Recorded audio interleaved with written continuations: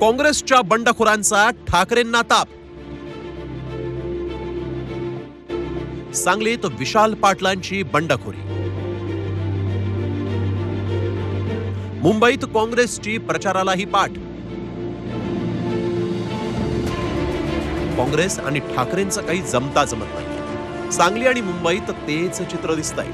महाविकास आघाडीच्या पत्रकार परिषदेत नाना पटोलेंनी सांगलीच्या जागेच्या वादावर पडदा टाकलाय। मात्र सांगलीतली बंडखोरी काही थांबली नाही। काँग्रेसचे इच्छुक उमेदवार विशाल पाटील यांनी बंडाचा झेंडा फडकवला। शक्ती प्रदर्शन करत थेट उमेदवारी अर्जच दाखल केला। तुम्ही आम्हाला चिन्ह दिलं नाही तरी वेगळ्या चिन्हावर या ठिकाणी काँग्रेसचाच खासदार निवडून येणार आणि तुमच्या सर्वांच्या सांगण्यावरून हा अर्ज भरलेला आहे। आता माघार घ्यायची ती महाविकास आघाडीने घ्यायची आणि 19 तारखेला 3 वाजेपर्यंत एबी फॉर्म काँग्रेस पक्षाचा आमच्या उमेदवारीला जोडावा। काँग्रेसच्या विशाल पाटील यांनी बंडखोरी करत अपक्ष उमेदवारी अर्ज दाखल केला। सांगली हा स्वातंत्र्यापासून काँग्रेसचा बालेकिल्ला राहिला।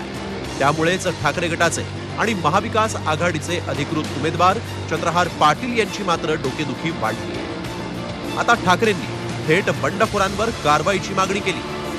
जर एखाद्या पक्षाचा उमेदवार बंडखोरी करत असेल, महाविकास आघाडीच्या ठरलेल्या निर्णयाविरुद्ध भूमिका घेत असेल आणि त्याच्याबरोबर महाविकास आघाडीतल्या पक्षाचे लोक उभे राहतात, मला असं वाटतं याला पक्षाच्या शिस्तभंगाची जी भूमिका असते ती असायला पाहिजे आणि संबंधित पक्षानं या सगळ्यांची हकलपट्टी करायला पाहिजे असं साधारण सांगते का कोणत्याही पक्षाचं मी पक्षाचं नाव घेत नाही। एकीकडे सांगलीतला तिढा कायम असताना दुसरीकडे मुंबईतही ठाकरे आणि काँग्रेसमध्ये जुळत नाही। मुंबईत काँग्रेसला 2 जागा मिळाल्या आहेत, त्यामुळे वर्षा गायकवाड नाराज आहे।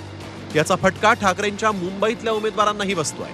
दक्षिण मध्य मुंबईतून ठाकरे गटाचे उमेदवार आहेत उद्धव ठाकरे यांचे विश्वासू अशी ओळख असलेले अनिल देसाई। मात्र त्यांच्या प्रचाराला काँग्रेसनं पाठ फिरवली। दक्षिण मध्य मुंबईच्या जागेसाठी वर्षा गायकवाड आग्रही होत्या। वर्षा गायकवाडांची नाराजी दूर झाल्याची चर्चा होती। मात्र अनिल देसाईंच्या प्रचारात काँग्रेसचे पदाधिकारी फिरकतच नसल्याचं समोर आलंय। मवियात असूनही काँग्रेसच्या कार्यपद्धतीचा फटका ठाकरेंना बसतोय। आता काँग्रेससोबतचे हे मतभेद उद्धव ठाकरे कसे दूर करतात ते पाहणं महत्त्वाचं ठरणार आहे। सांगलीहून सरफराज संधीसह कृष्णात पाटील, झी मीडिया, मुंबई।